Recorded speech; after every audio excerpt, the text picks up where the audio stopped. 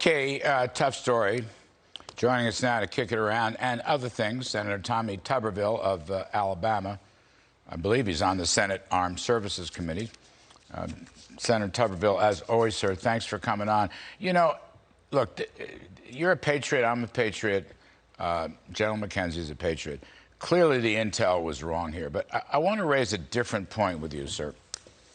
I don't see how we can conduct these drones over the horizon jet fighter attacks on the terrorists in Afghanistan if we don't have anybody on the ground to direct them to the targets. It's called human intelligence.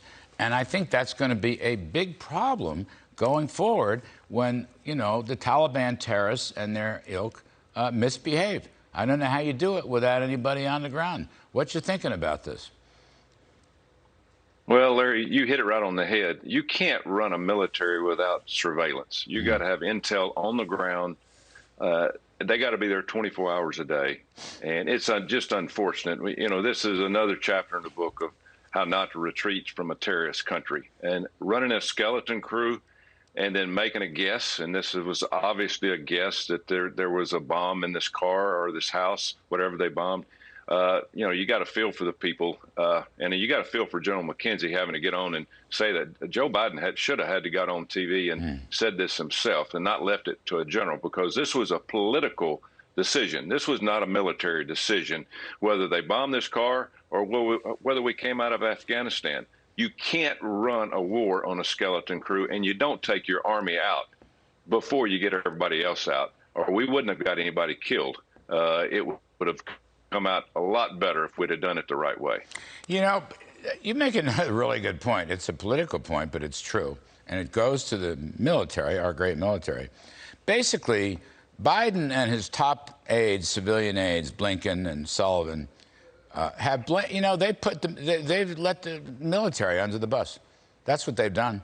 These were decisions made by the Oval Office, the commander-in-chief, the whole withdrawal catastrophe, including this wrinkle where 7 children were killed. It's an awful story.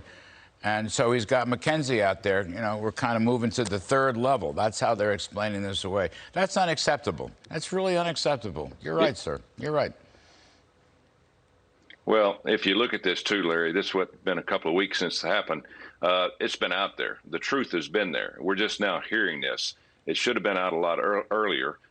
Unfortunately, we didn't get that information. But again, it's just a sad tale. And again, we've still got Americans behind enemy lines. We've still got people there. We've got to go get out. And it's just unfortunate that Joe Biden's trying to flip the page to vaccine mandates and all other things other than the story at hand. Let me switch to that. Besides the vaccines, his speech yesterday, where he, nobody, the rich don't pay their fair share, which is just utter nonsense. I reeled off a whole bunch of numbers. I mean, the wealthiest taxpayers, the top 1%, actually pay 40% of the taxes. They only make 20% of the income. They pay 40% of the taxes. The bottom half doesn't pay any taxes, I think 2%. The bottom 2 quintiles, by the way, have a negative income tax. They receive more government benefits than they pay out in income taxes. But, sir, even with all that, and I'm a supply sider, and I tend to focus on incentives and taxes. But the thing that's troubling here is all this entitlement welfare spending with no work requirements or education requirements. This is like a plan to take people out of work, depend on the federal government. It's like a socialist lie, although we're seeing right through it. That's kind of what troubles me now as much or more than the tax hikes. Well, I think it bothers all of us, Larry, because you know this. Once you start down these entitlements, you can't ever take them back. It's almost impossible. And there's some need things out there, but for $3.5 trillion as we speak, and really it's more than $3.5 trillion, it'll end up being $5 trillion.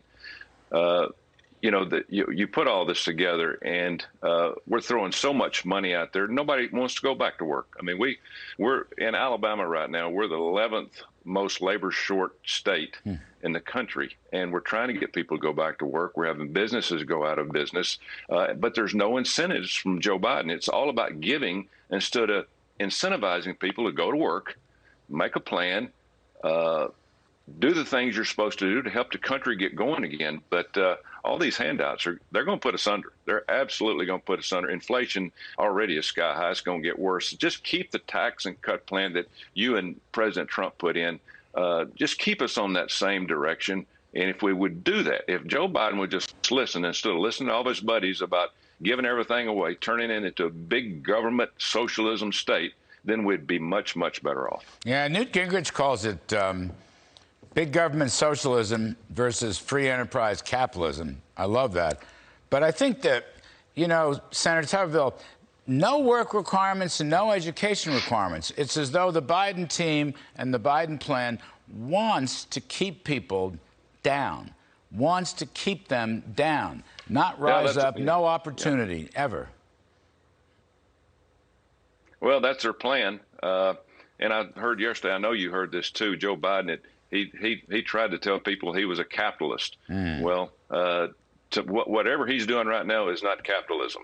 He needs to read the book 101 Capitalism. It's much more like socialism. And I've told everybody this, Larry, you put all this money into these bills. If you're going to do anything, we have got to kickstart our education again. We've got to get rid of this CRT. We got to get back to teaching reading, writing, math. We got to get back in our schools and do the things that teach these kids to give them an opportunity. Our education right now is going down the drain. It's going down fast. And I know that they're trying to put a little bit of money in education, but everything else is about incentivizing people. Don't worry about education. Don't worry about work. We're going to take care of you. And it's not going to work. Well, Senator Tuberville, save America, kill the bill. That's our prayer. We've created a coalition to try to do just that. We'll work with you. Thank you for coming on, sir. We always appreciate it very, very much. Good luck to you.